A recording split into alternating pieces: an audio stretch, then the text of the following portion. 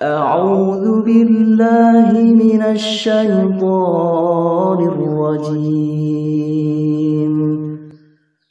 بسم الله الرحمن الرحيم. Assalamualaikum warahmatullahi wabarakatuh. A'udzu billahi minasyaitonir rajim. Bismillahirrahmanirrahim. Alhamdulillahi rabbil alamin. Wa bihi nasta'inu ala umurid dunya waddin. Wassalatu wassalamu ala sayyidina Muhammadin wa ala alihi wa sahbihi ajma'in. Amma ba'd.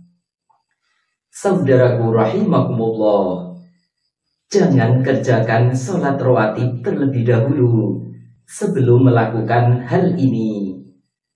Bagaimana cara mengerjakan sholat rawatib yang benar sesuai sunnah Nabi? Mari simak penjelasannya dalam video kami berikut ini. Semoga bisa memberi manfaat untuk kita semuanya. Amin ya rabbal alamin. Sholat rawatib adalah sholat sunnah yang mendampingi sholat fardu 5 waktu. Jika dilakukan sebelum sholat fardu, maka dinamai sholat qobliyah. Dan jika dilakukan setelah sholat fardu, maka dinamai sholat ba'diyah. Dalam prakteknya, sholat rawatib yang qobliyah boleh langsung dikerjakan setelah masuk waktu sholat fardu. Begitu pula sholat rawatib yang ba'diyah boleh langsung dikerjakan setelah selesai sholat fardu. Imam Ibnu Hajar Al-Haythami dalam Tuhfatul Muhtaj menjelaskan, sholat rawatib sebelum fardu waktunya masuk dengan masuknya waktu sholat fardu. Dan sholat rawatib setelah sholat fardu waktunya masuk dengan mengerjakannya. Hanya saja menyegerakan sholat rawatib yang qobliyah dan ba'diyah dengan tanpa memberi pemisah atau jeda antara sholat fardu adalah makruh hukumnya. Diterangkan dalam hadis dari Abdullah bin Ribah radhiyallahu anhu dari seorang lelaki dari sahabat Nabi sallallahu alaihi wasallam bahwa Rasulullah sallallahu alaihi wasallam pernah mengerjakan sholat asar. Tiba-tiba seorang lelaki berdiri sholat sunnah. Melihat hal itu, sahabat Umar berkata padanya, "Duduklah, sesungguhnya di antara sebab celakanya ahli kitab adalah tidak adanya pemisah sholat mereka." Maka Rasulullah sallallahu alaihi wasallam bersabda, "Umar telah berbuat yang baik." Hadis riwayat Ahmad, Abu Ya'la, dan Abu Dawud. Ibnu Rajab dalam Fathul Bari menjelaskan, hadis ini menunjukkan makruhnya menyambungkan sholat wajib dengan sholat sunnah setelahnya dengan tanpa ada pemisah. Dalam Mausu'ah Fiqhil Islami disebutkan, menyambungkan sholat fardu dan sholat sunnah dengan uluk salam tanpa ada pemisah dari zikir, keluar atau pindah, ini adalah sesuatu yang dilarang. Yang benar sesuai sunnah adalah memisahkan antara kedua sholat, yakni sholat fardu dan sholat rawatib, dengan berpindah tempat atau berbicara. Diterangkan dalam hadis dari Sa'ib radhiyallahu anhu, ia berkata, "Aku pernah sholat Jumat bersama Muawiyah di dalam Maqsurah, yaitu suatu ruangan yang dibangun di dalam masjid. Setelah imam uluk salam, aku berdiri di tempatku, kemudian aku menunaikan sholat sunnah. Ketika Muawiyah masuk, ia mengutus seseorang kepadaku dan utusan itu berkata, 'Jangan kamu ulangi perbuatanmu tadi. Jika kamu selesai mengerjakan sholat Jumat, jangan kamu sambungkan dengan sholat sunnah sebelum kamu berbicara atau sebelum kamu keluar dari masjid.' Karena Rasulullah sallallahu alaihi wasallam telah memerintahkan hal itu kepada kita. Janganlah suatu sholat disambung dengan sholat yang lain, kecuali setelah kita berbicara atau keluar dari masjid." Hadis riwayat Muslim. Imam Nawawi dalam Syarah Muslim berkata, Ini adalah dalil terhadap apa yang dikatakan para sahabat kami Syafi'iyah, bahwa sholat sunnah rawatib dan lainnya itu disunahkan untuk berpindah tempat dari tempat sholat wajib ke tempat lain.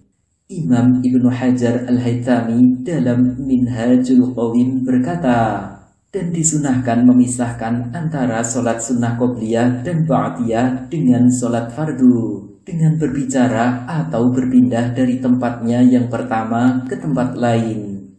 Jadi baiknya usai sholat qobliyah, jangan langsung kerjakan sholat fardu. Begitupun usai sholat fardu, jangan langsung kerjakan sholat ba'diyah. Akan tetapi berpindahlah ke tempat yang lain terlebih dahulu. Dan sebaik-baik tempat berpindah untuk mengerjakan sholat sunnah adalah di rumah. Sabda Nabi Shallallahu Alaihi Wasallam, sholat yang paling utama adalah di rumah-rumah kalian, kecuali sholat wajib. Hadis riwayat Bukhari dan Tirmidzi. Imam Ibnu Hajar Al-Haythami dalam Tuhfatul Muhtaj berkata, dan yang paling utama adalah berpindah ke rumahnya.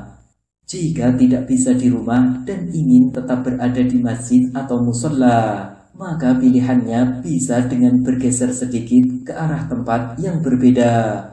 Diterangkan dalam hadis dari Abu Hurairah radhiyallahu anhu bahwa Nabi Shallallahu Alaihi Wasallam bersabda, tidak mampukah salah seorang di antara kalian apabila hendak sholat, ia berpindah ke arah depan, belakang, kanan atau kirinya. Hadis riwayat Ahmad, Abu Dawud, dan Ibnu Majah.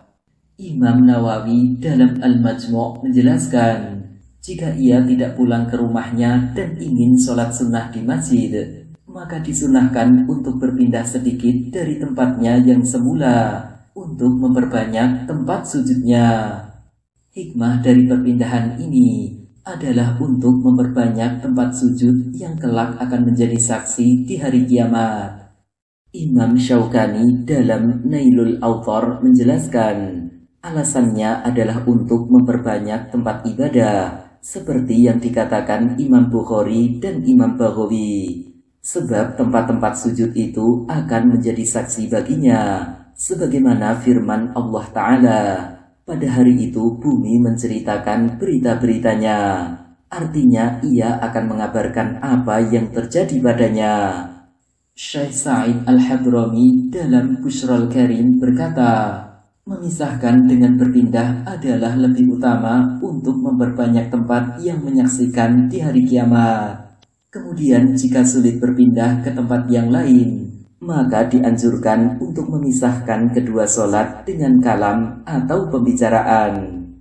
Imam Nawawi dalam Al-Majmu' menjelaskan, jika ia tidak berpindah ke tempat yang lain, maka hendaklah ia memisahkan sholat fardu dan sholat sunnah dengan pembicaraan manusia.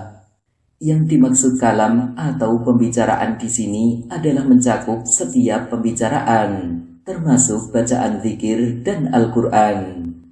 Imam Qulyubi dalam Hasyiyahnya berkata, dan disunahkan bagi yang tidak berpindah tempat agar memisahkan dengan pembicaraan manusia atau yang semisalnya.